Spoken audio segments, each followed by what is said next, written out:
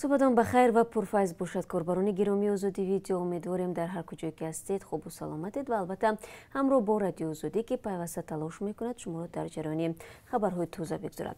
امروز 9 سپتامبر و ساعت به وقت پراگ 7 صبح است. امروز تاجیکستان 29 سالگرد استقلالیتش را تجلیل میکند و در کشور روز استراحتی اعلان شده است.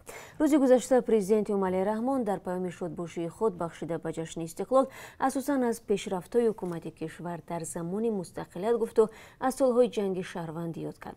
روز 9 سپتامبر سال 1991 در نشست غیرنوبتی شورای عالی جمهوری سوسیالیستی تاجیکستان اعلامیه استقلالیت دولتی قبول شد. زیر این سند رئیس وقتی شورای عالی و اجرا کننده وظیفه رئیس جمهور قدرالدین اصلانوف امضا گذاشت. تاجیکستان پس از 8 ماه اعلان استقلال به گرداب جنگ داخلی فرو رفت که 5 سال ادامه کرد. در این جنگ که تا سال 1997 زمان امضای سازشنامه صلح دوام نمود 150,000 ساکن تاجیکستان کشته و نزدیک 1 میلیون نفر به خانواده در شدند. طرفداران حکومت امالی رحمان میگویند که در زمان صاحب استقلالی کشور به پای خود راست شده. حکومت برای رسیدن به 3 هدف اصلیش از جمله استقلال انرژی به ایست تلاش دارد. اما در برابر این برخی از کارشناسان و مردم میگویند هنوز مشکل بیکاری، مهاجرت، اقتصاد، کارخانه‌های صنعتی و دسترسی به تعلیم و طب حل مثبت خود را نیافته است. همکارم برای یوسفی با جانبداران دو عقیده هم صحبت شد و این گزارش را فرستاد. با گذشت 29 سال از روز صاحب استقلال شدن تاجیکستان هنوز به این بحث نقطه گذاشته نشده است که کشور ما استقلالیت کامل را کسب کرده است یا نه. تعدادی میگویند ما در طول این سالها پشت هم جنبه‌های کلیدی استقلالیت را به دست آوردیم و استقلال دولت ما کامل و واقعی شده است. اما تعدادی دیگر هم بر اینند که تاجیکستان با داشتن همه اتریبوت‌های استقلالیت تا هنوز وابستگی‌های نیز دارد. اینجا ما برای توضیح این دو عقیده نظر دو کارشناس سیفالله سفرов و احمدشاه کاملزاده را به اختیار شما میگذاریم.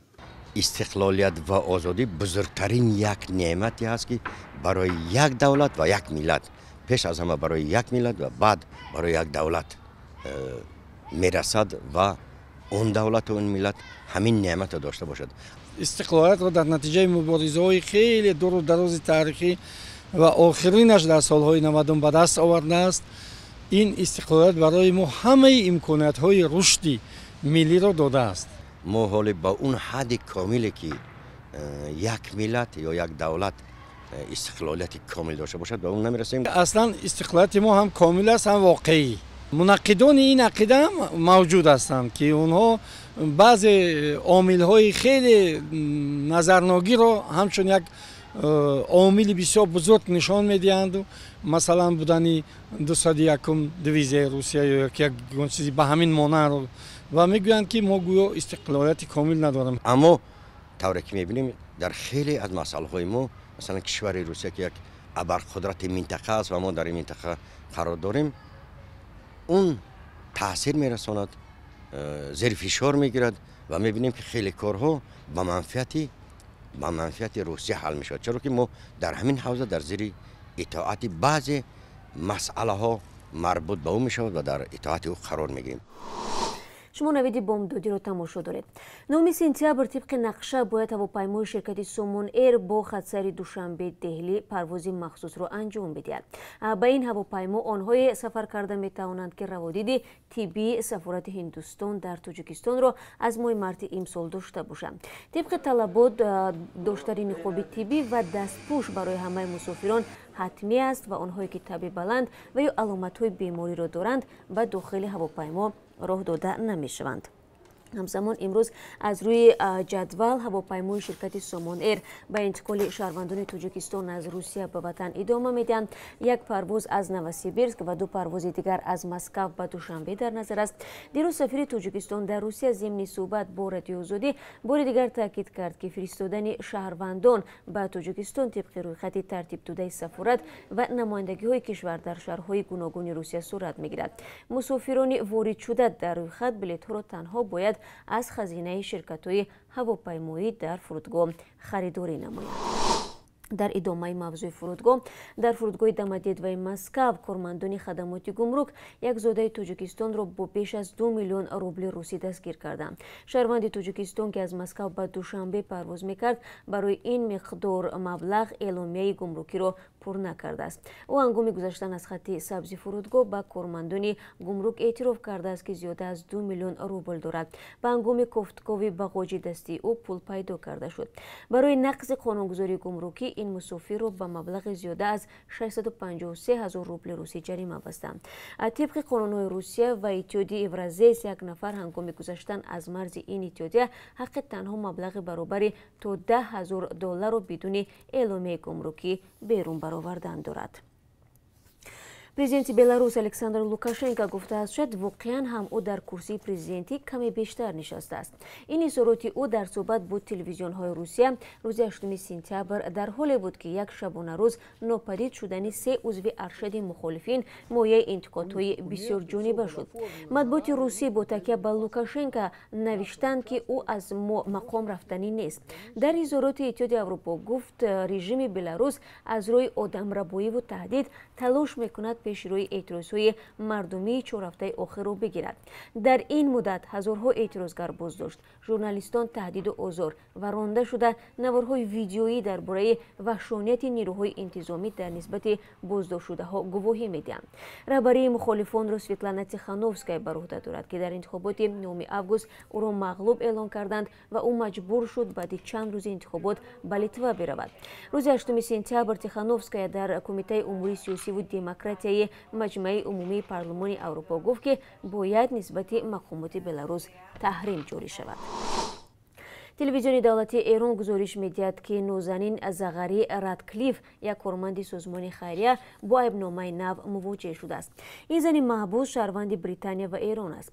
Телевизиони Эрон бо такя ба манбаъҳои расмӣ мегӯяд, рӯзи 8 сентябр Зағари Радклиф ба додгоҳи инқилобии Теҳрон даъват шуд. Дар он ҷо ба ӯ хабар доданд, ки ӯ бо иттиҳомоти нав рӯбарӯ аст.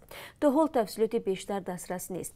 Як узви шӯрои шаҳри Лондон номи Тулип Сидиқро дорад, дар шабакаи Твиттер навишт, хонум Зағари Радклиф бо иттиҳоми нав мувоҷеҳ буда 13 сентябр ба додгоҳ даъват шудааст.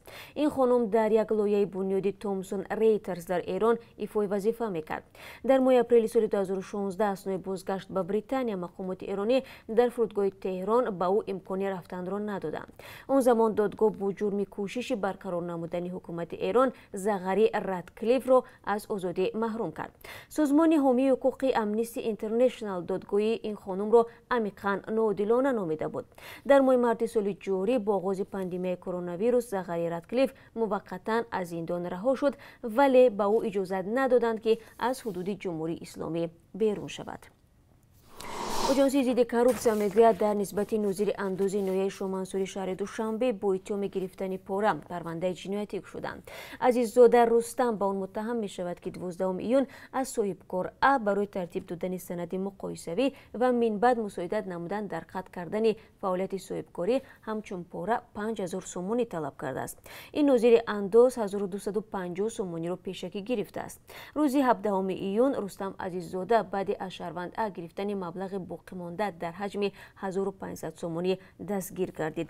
Маблағи мазкур аз ӯ ҳамчун далели шайъӣ дарёфт ва гирифта шуд. вазорати тандурустӣ ва ҳифзи иҷтимоии Тоҷикистон хабар дод, ки шабонарӯзи гузашта дар кишвар 36 ҳолати нави сирояти COVID-19 сабт шудааст. Дар айни замон омори фавт аз ин беморӣ дар чанд рӯзи охир бетағйир монда 70 нафарро ташкил медиҳад.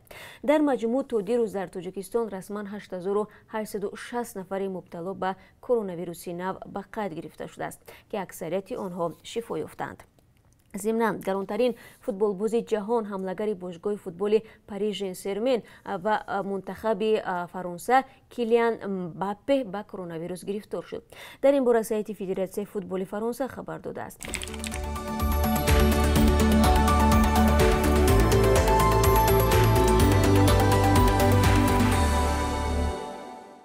بینندگان عزیز اکنون از قلب اسعار خارجی معلومات میدیم که امروز از طرف بانک ملی چنین مقرر شده است $1 10 سومانی و 32 درهم است، یک یورو باشد 12 سومانی و 17 درهم ارزش دارد. 1000 روبل روسی رسو 135 سومانی نرخ گذاری شده است که نسبت دیروز 80 درهم کمتر است. بینندگان عزیز برای این ساعت صحبت خود را به پایان میبرم. تشکر که ما را تماشا کردید. بعد 3 ساعت دیگر با خبرهای تازه به نزد شما برمیگردم. تا آن دم روز خوب داشته باشید.